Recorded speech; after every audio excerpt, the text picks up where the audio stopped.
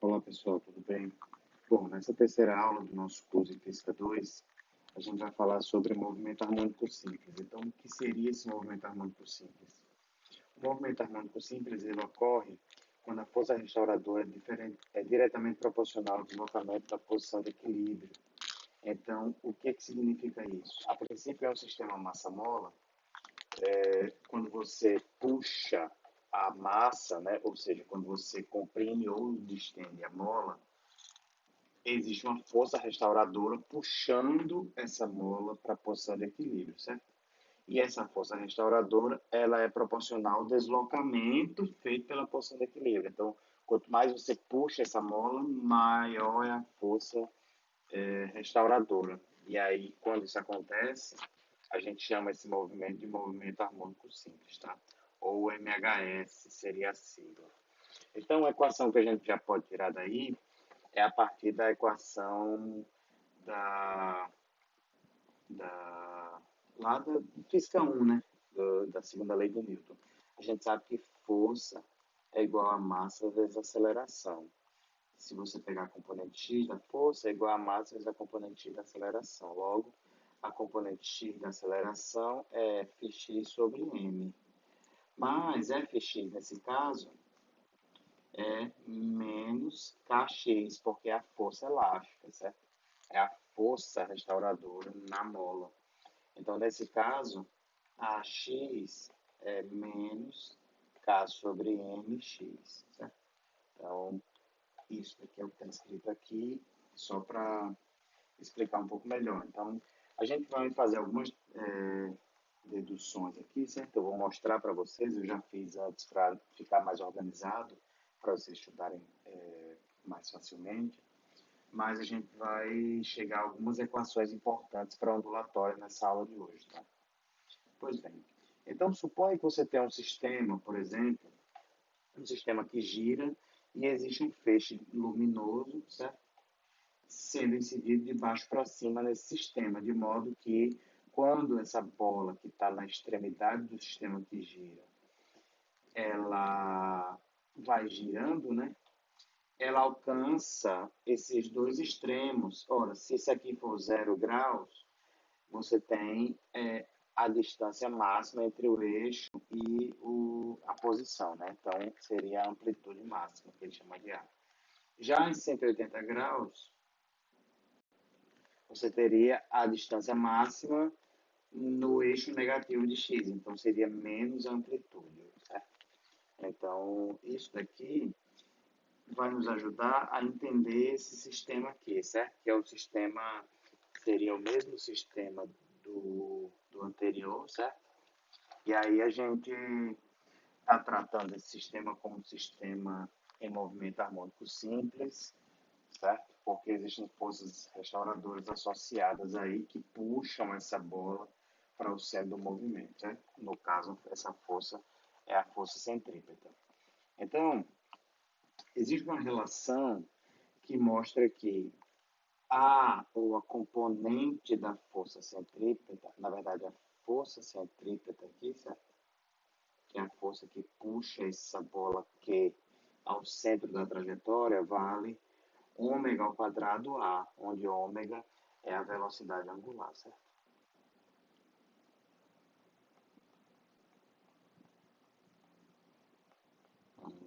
Angular. Pois bem, então, já a x, que é isso aqui, certo? É a componente x dessa força centrípeta A, certo? Dessa aceleração centrípeta, perdão, não é força centrípeta, é aceleração centrípeta. Então, se é a componente x, então é a cosseno de θ. Só que como ela está apontando para o eixo negativo de x, então é menos a cosseno de θ, certo? Só que a gente sabe que a gente viu aqui, né? AX é menos KX sobre M, essa equação é importante, certo? Por quê? Porque se a gente pode chamar que X é a cosseno de θ, certo? Por isso que ele transformou aqui. Então, eu vou pegar essas duas equações, AX é menos ômega ao quadrado x, essa é a equação 1, e vou pegar essa daqui, ax é menos kx sobre m. Ax é menos kx sobre m, certo? X é grande. Nesse caso, 2. Se você pegar essas duas equações, você vai chegar até essa equação aqui. Essa é uma das equações fundamentais na ondulatória do movimento harmônico simples, que ela relaciona a velocidade angular, a frequência angular, certo? Do movimento harmônico simples, a constante elástica da mola, nesse caso é a constante restauradora, da força restauradora, e a massa associada a esse movimento harmônico simples, certo? O MHS. Então, essa equação aqui é uma equação fundamental para toda a ondulatória, vocês vão usar bastante, tá? Essas outras duas equações, elas só trabalham aquelas equações que a gente já viu na aula passada, certo? Para achar as relações também entre a frequência do movimento e o período do movimento com a massa e a constante da força restauradora, tá? Então, isso fica como exercício para vocês fazerem, não para entregar, mas para vocês aprenderem. Então, vamos avançar. A gente pode fazer ou pensar no movimento de algumas formas, tá? A primeira delas é pegando a massa variável e a amplitude e a constante elástica ou constante da força restauradora não variando, certo? Então, o que isso vai acontecer?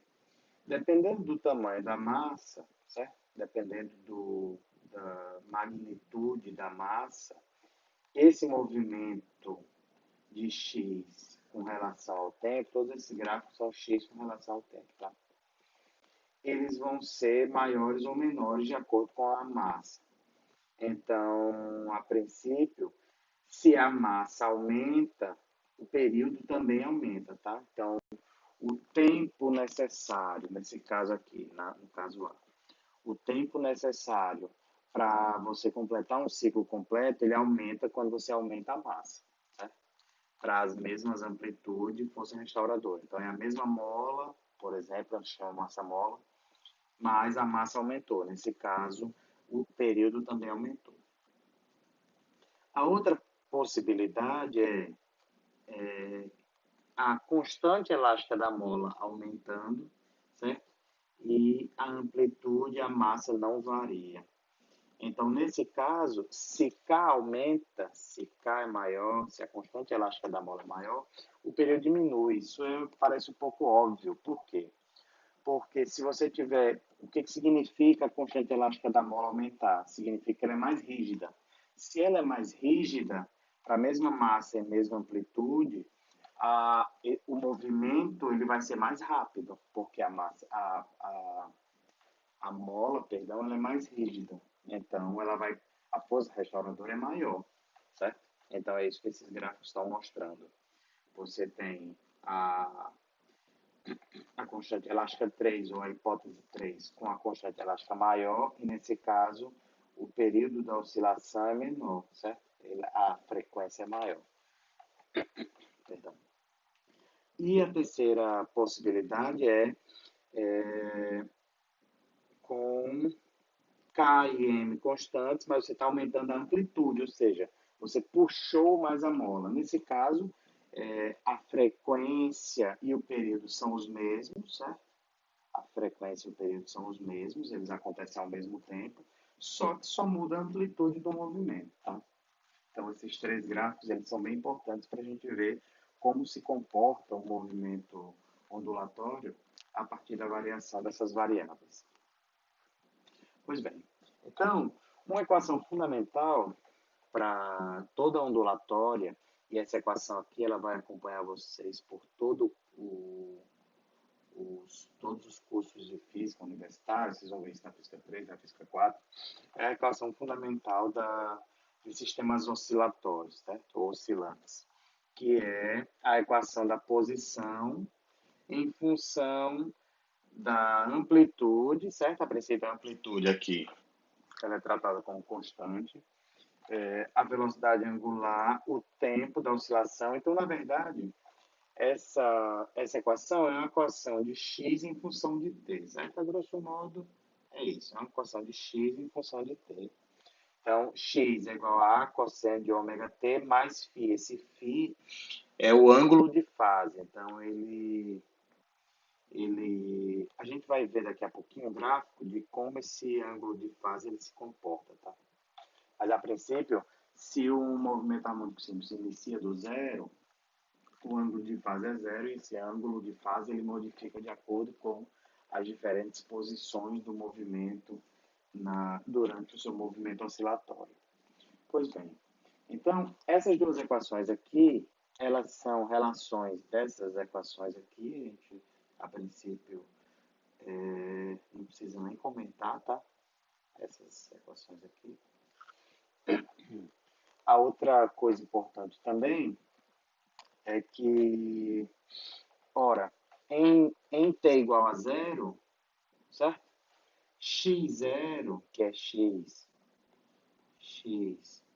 em t igual a zero, se torna a cosseno de φ. Isso parece lógico, porque t é igual a zero, então x é igual a cosseno de φ. A outra coisa que a gente pode fazer também é achar as velocidades Vx e a aceleração, a velocidade Vx e a aceleração AX. Ora, a velocidade Vx é a derivada primeira de x em função do tempo. Então, a derivada primeira dessa equação aqui vai ser a derivada do cosseno, certo? Que é menos seno, vezes a derivada do argumento que acompanha o t. Então, fica menos W a seno de... não é W não, né? Menos ômega a seno de ômega t mais φ. E a derivada segunda segue isso e fica menos ômega ao quadrado a cosseno de ômega t mais φ. Então, essa é a equação da aceleração. Lembrando que a gente também já trouxe equações para aceleração no slide anterior. Pois bem, um último conjunto de equações que a gente pode encontrar, certo? A gente pode fazer uma razão entre o V0x e o x0, certo? Nesse caso, ora, V0x é menos A seno de φ e x0 é A cosseno de φ. Nesse caso, V0x sobre x fica menos ômega tangente de φ. Logo, φ é o arco cuja tangente é menos V0x sobre ômega x0. Então, essa é a forma de encontrar o ângulo φ, ou ângulo de fase, quando a gente tem a velocidade inicial, a posição inicial e a frequência angular, certo? Ou velocidade angular. Uma outra equação importante que a gente vai utilizar para resolver o exercício no próximo slide é a relação da amplitude, certo? Manipulando essas equações, aí vocês podem fazer depois e tirar dúvida comigo ou com os tutores que vão fazer essa manipulação, a gente tem como calcular a amplitude do movimento, que se torna raiz de x0 ao quadrado mais v0x ao quadrado sobre ômega ao quadrado. Então, essa equação ela vai ser bem importante para resolver o próximo problema, tá? Uma relação desse gráfico aqui importante para a gente ver também é a relação entre o ângulo de fase e o movimento. Ele mostra aqui, ó, quando o ângulo de fase é zero. Quando o ângulo de fase é zero, o que acontece? O movimento ele é iniciado na amplitude positiva. O que é isso?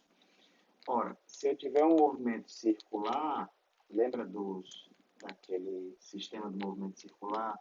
Então, isso aqui é a amplitude A, aqui é a amplitude menos A, e você está começando o seu movimento desse ponto aqui em A, certo? Então, o ângulo de fase é zero. Ora, se o ângulo de fase for π sobre 4, o que é que significa? É que ele está iniciando o movimento entre zero, na amplitude, entre 0 e A. Então, é algo aqui, né? Certo? E se ele está iniciando em π sobre 2, em φ igual a π sobre 2, ele inicia na amplitude zero. Então, ele está iniciando o movimento aqui. Ou o movimento ele está nesse ponto, certo? Então, isso vai também ser importante para a gente responder o problema que está no próximo slide. Tá? Pois bem, então o problema é o seguinte. Um bloco, esse aqui, né? 13.11. Um bloco de 2 kg sem atrito, então a massa dele é 2 kg sem atrito, está preso a uma mola ideal, cuja constante é 300 newtons por metro. Em T igual a zero, a mola não está nem comprimida nem esticada. T igual a zero, x parece ser x0, certo? E o bloco, porque ela não está nem comprimida nem esticada. E o bloco se move no sentido negativo, com V0x é menos 12 metros por segundo. Então, ele pede a amplitude, B, o ângulo de fase, e C, a equação. Certo? Pois bem. Então, a amplitude a gente vai achar a partir dessa equação aqui, tá? Dessa equação aqui. A amplitude é raiz de x0 ao quadrado mais v0x ao quadrado sobre ômega ao quadrado. Tá? Então, A vai ser. Ora, x0 é zero, certo? Se ele fala que a mola não está nem comprimida nem esticada, x0 é zero, certo? Então, fica raiz de v0x ao quadrado sobre ômega ao quadrado, fica, eu vou usar em módulo, v0x sobre ômega, certo? Eu já eliminei a raiz com o quadrado dos dois argumentos, tá? Pois bem, então, nesse caso, isso vai ser módulo de V0x sobre raiz de K sobre M, que é o ômega, certo? A gente viu lá em cima e vocês podem voltar o vídeo se precisarem. Então, a amplitude vai ser V0x módulo, né? De menos 12 metros por segundo sobre a raiz de 300 newton por metro dividido pela massa, que é 2 kg. Certo? Fazendo essas contas aí, vocês vão chegar ao valor de aproximadamente 0,98 metros. Essa é a amplitude do movimento, tá? Pois bem, então essa é a letra A, simples, mole, fácil. Tá? Letra B, ele pede para achar o ângulo de fase. Ora, se o ângulo de fase, se o movimento ele está em x0 igual a zero, a gente viu aqui, ó, que nesse ponto, quanto é o ângulo de fase? Nesse ponto, o ângulo de fase é π sobre 2, certo? A princípio, a gente pode ter em mais π sobre 2 ou menos π sobre 2.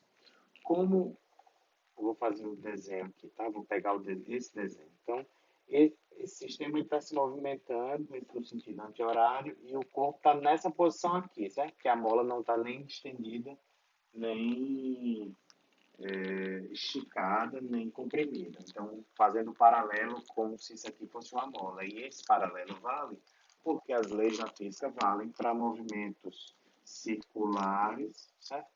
E para movimentos de massa-mola. Então, a analogia serve nesse caso. E aí, nesse caso, como o sistema está se movimentando para a esquerda, Então, eu posso considerar que ele está em π sobre 2, certo? Poderia ser menos π sobre 2, mas o sistema está se movimentando no sentido anti-horário. E aí, nesse caso, se ele tivesse menos π sobre 2, seria mais V0x, certo? Pois bem, qualquer coisa vocês podem voltar aí, caso não fique clara a explicação. No fim das contas, isso nos mostra que se φ é maior que zero, então ele é positivo, né? E x0 é igual a zero, logo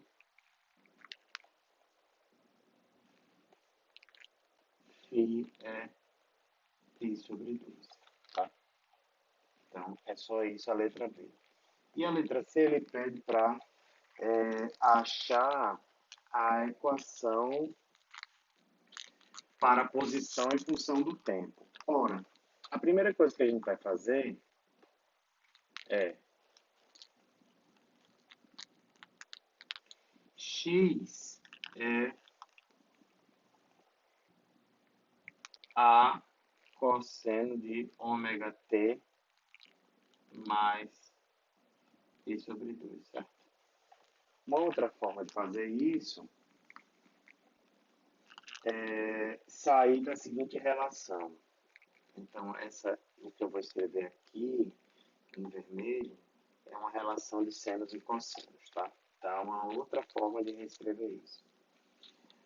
Cosseno de ômega t mais π sobre 2 é igual a menos seno de ômega t, certo? Por que isso? Porque seno de π sobre 2 é 1, tá? No fim das contas, então a gente reescreveu isso, e aí eu vou substituir isso daqui por esse menos seno de ômega t. Então, x vai ficar menos a seno de ômega t. Certo?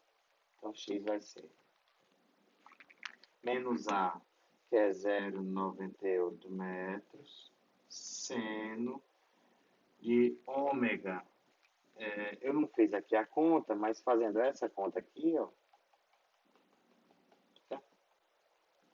Isso aqui vale ômega, isso aqui vale 12,2 radianos por segundo. Depois vocês façam essa conta, tá? Então, x aqui vai ser menos 0,98 metros seno de 12,2 radianos por segundo, certo? T. Então, essa é a equação de x em função de t. Então, temos apenas uma variável, x, está variando em função de t apenas, aqui nessa equação, tá? Então, nesse caso, a gente responde o que se pede na questão, e aí fica para casa, até sexta-feira, dessa semana, para vocês responderem essa questão 13.7, tá bom? Ela é um pouco mais simples, e provavelmente vocês não vão ter tanta dificuldade, tá bom? Então, por essa aula é só, e eu espero que vocês tenham entendido, e qualquer dúvida eu estou à disposição, tá bom? Abraço a todos.